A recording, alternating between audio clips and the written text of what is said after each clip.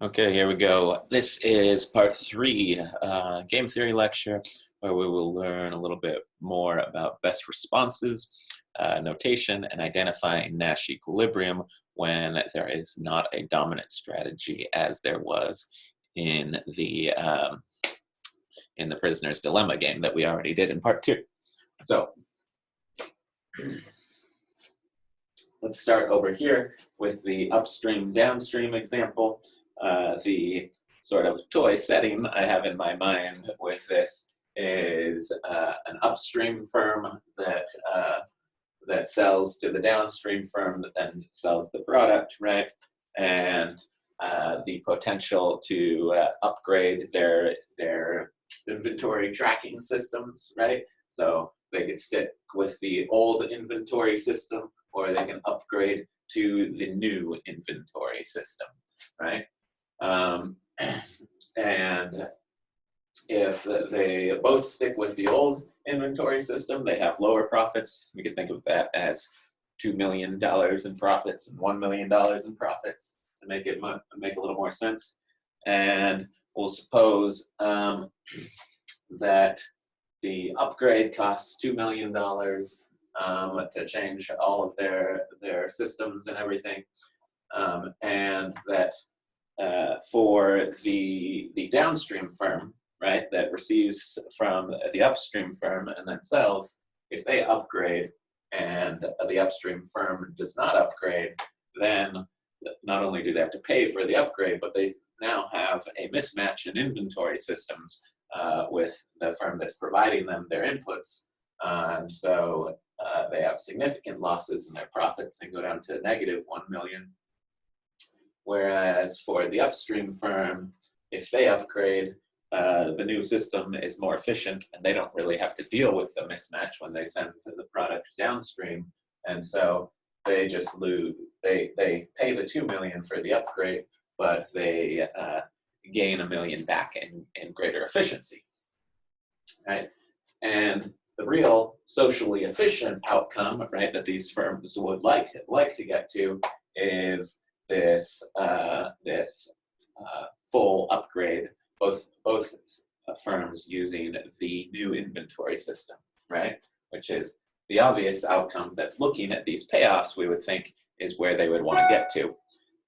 And the thing that we will see is that there are two different Nash equilibrium here, meaning that we wouldn't necessarily be fully confident that we would arrive at that efficient outcome, right?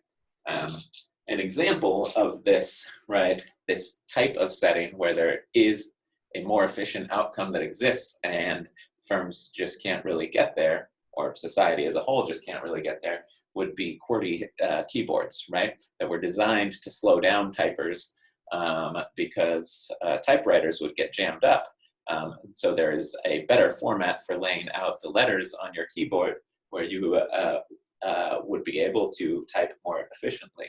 But because we can't all kind of coordinate our efforts, and there's a learning curve for everyone in switching over, we never arrive at that efficient outcome. Well, or we haven't so far. Perhaps one day we'll make that transition. All right, so in this case, right, we do not have any strictly dominant strategies if I look through this carefully. And so what I want to point out is a more consistent strategy of finding your way to what might be Nash equilibrium.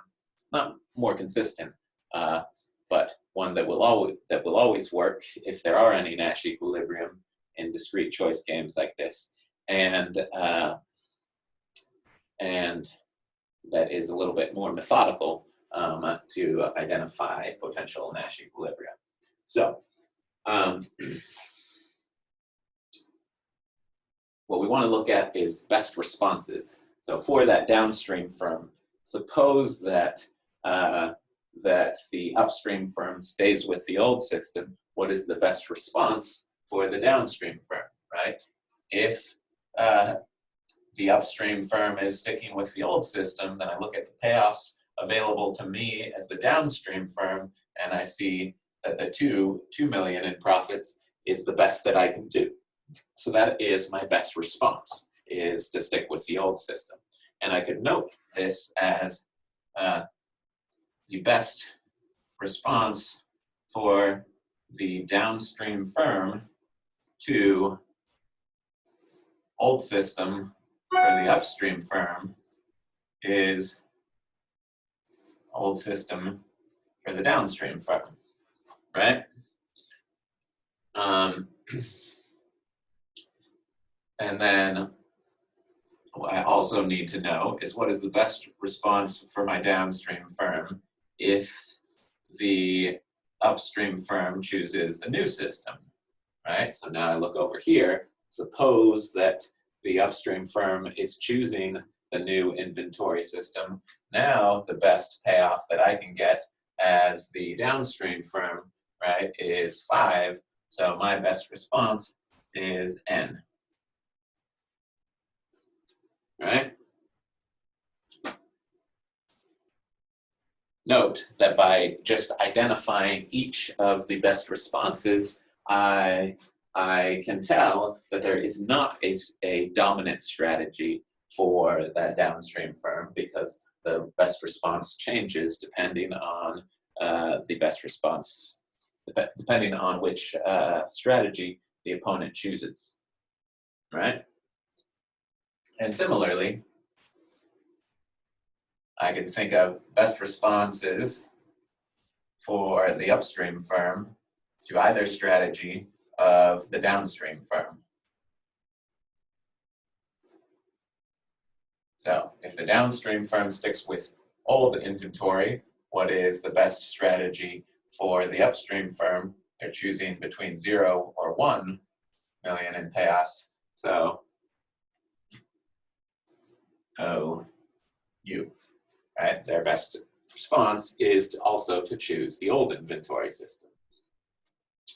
Whereas best response for the upstream firm, if the downstream firm chooses the new inventory system, is, so downstream firm is choosing the new inventory system, upstream firm can have 1 million in profits or 3 million in profits, so best response is N. Right? So I'm denoting their strategies by the action that they take, subscripted by their own, by which firm I'm talking about, to lay out the best responses to each of their opponent's possible actions, right?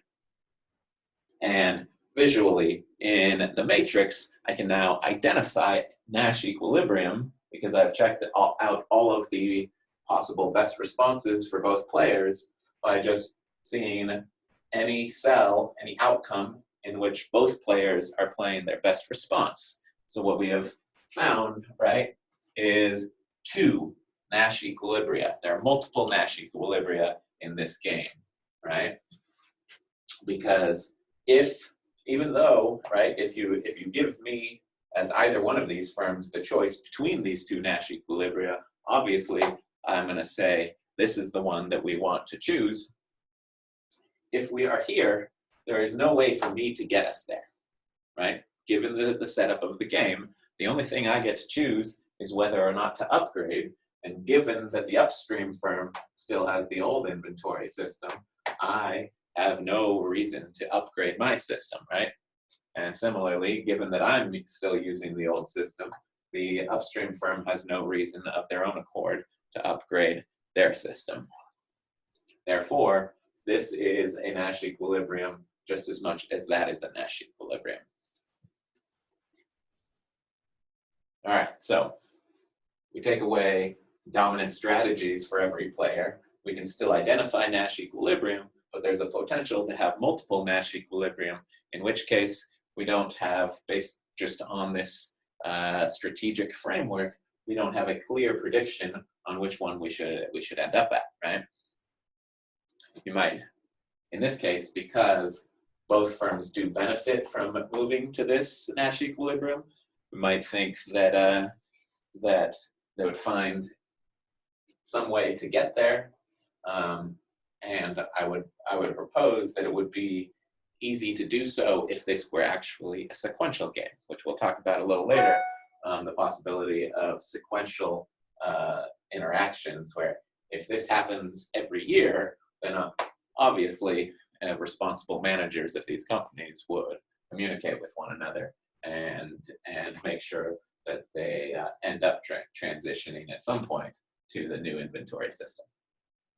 All right, now let's come over here and take the same strategy. I will do the best response notation one more time. And once we get here, I'll just pare it down to the underlining method of identifying best responses. All right, so now we're playing the pennies game here. I'm just saying a row player and a column player. Row player wins if they each choose the same side of their penny to show, and column player wins if they are showing different sides of their respective pennies, right? So each player is essentially just taking a penny, covering it up, and then showing whether they've chosen heads or tails. And row wins if they match, column wins if they don't match. So best responses, right? Best response for the row player, if he believes that the column player is going to choose heads, right?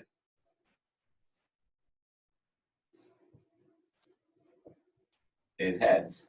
And best response for the row player, if he believes that the column player is going to choose tails,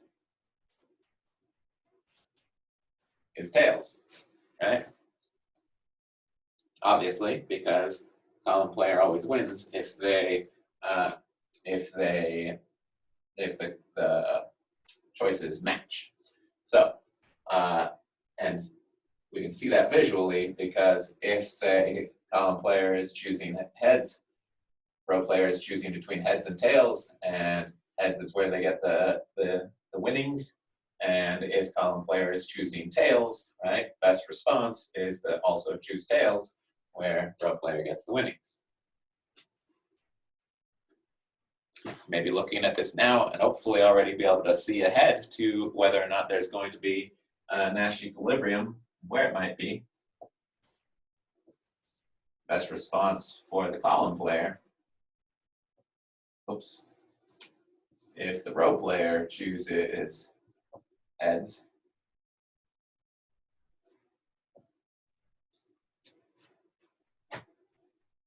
row player chooses heads, column player gets the second payoffs in these. So column player wants to choose tails. And best response for the column player, if the row player chooses tails, is heads. Right? No Nash equilibrium. In the matrix, I can see that because at no point do I have the payout for both players underlined in the same cell, where that cell represents one of the outcomes, as opposed to over here, right, where we have two different cases where both payouts are underlined. And similarly, looking at the actual notation of these, right, the best response for D to O is O. The best response for U to O is O. So these best responses coincide with one another. That is our Nash equilibrium of every player playing a best response to the action of the other player. We can't get that in this case, right? Because this is heads for heads, but the best response for the column player is to choose tails if row player is choosing heads, and vice versa down here. There is no combination here where both players are playing a best response to the other player. Essentially, it's like a cycle of trying to identify a Nash equilibrium, right? So we break down our dominant strategy Nash equilibrium that we had in the Prisoner's Dilemma game. we have the potential for multiple equilibria, and we have the potential for no equilibrium at all, right? All right.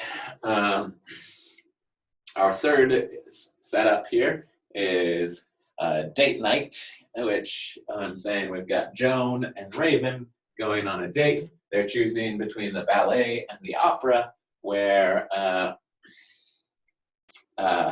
Joan prefers the ballet, Raven prefers the opera, and they both prefer to be together for their date. However, we'll say that there's a coordination problem. They hadn't quite decided when Joan's phone died, and so now they just have to try and show up at the same place, and guess at what the other person is going to do. Note, this setup looks a lot like this setup over here, right? Where we have sort of undesirable outcomes and then two outcomes that look more desirable, right? Both of these outcomes look pretty undesirable. Both of these outcomes look desirable. This one resulting in the highest overall payoffs, but this one pretty close to that. Whereas here, there is no clear decision because we have a Nash equilibrium. We're going to have a slightly different outcome over here. So first, let's think of Joan's best responses. Suppose that Raven chooses to go to the ballet. Joan really wants to be at the ballet with Raven. And suppose that Raven chooses to go to the opera. Joan prefers to be at the opera with Raven. Even though she would prefer to be at the ballet with Raven, given that Raven has chosen the opera, she wants to be there, right? Now we flip it around. We think about Raven. Note that if Joan chooses the ballet, Raven still prefers to be at the opera. As much as she would like to be with Joan, she apparently really doesn't like the ballet very much. And then if Joan chooses to be at the opera, Raven is even more happy to be at the opera.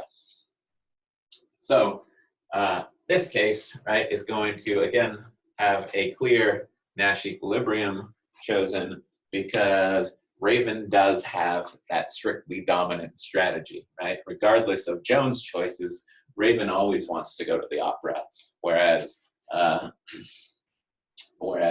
Joan is the one who doesn't have a dominant strategy and might choose the ballet if she could induce Raven to, but should hopefully be able to deduce if both players have full information about each other's payoffs, then Joan's beliefs that should be accurate would be that this would be the sensible place to show up, right? All right, I'm going to pause this for a moment so I can put up a third 3x3 matrix. This will be the same as the 3x3 in your textbook, and we'll talk about that one real quick to end this part of the lecture. All right, here we go. Our final example is straight out of the textbook, and this is really just to illustrate how systematically identifying those best responses can quickly get us to all of the possible Nash equilibria, right? Even when we have what seems like a more complex and intimidating game setup here, right? Because note that with a 3x3 matrix like this, it is possible to have as many as three, well, actually, it's possible to have even more than three Nash equilibria. So we just systematically go through and say, all right, suppose that American Airlines chooses high output level of 96, then the best response for United Airlines is they can have 2.3, they can have 2, or they can have 0 profits, so they're going to choose 2.3, right? And suppose that American Airlines has chosen output at 64, then United can have 3.08, they can have 4.1, or they can have 3.1 in profits, so they're going to choose 4.1. And then one more time, suppose that American has chosen output at 48, the low output level. United can produce low and earn 4.6. They can produce medium and earn 5.1, or they can produce high and earn 4.6, right? So those are all the best responses for United. Meanwhile, switch it around, let's think for American and their best responses. I will note that this is a symmetric payoff matrix, so I could infer what the best responses are going to be, but you have to be a little bit careful because symmetry rotates around this diagonal axis here with these types of matrices, and so sometimes you'll apply it backwards on accident. All right, so I'm just going to go through. Suppose we have high output from United, then American is choosing between 0, 2, or 2.3. 2.3 is the best they can do, right? And suppose United chooses 64, we got 3.8, 4.1, or 3.1. That's the best we can do. We already have a candidate Nash equilibrium, right? The only question is whether there is another one when we get to this last best response. The best response to 4.8 is going to be, best response to 48. American can earn 4.6, 5.1, or 4.6. So there's the best response there. The mid output level is the only point where we have both players playing their best response to the other player's action. So this is the unique Nash equilibrium for this 3x3 matrix game. All right, we'll be back for part 4, talking a little bit about sequential games. And then finally, we'll talk about continuous strategies, such as allowing firms like these to have to choose any output level they want.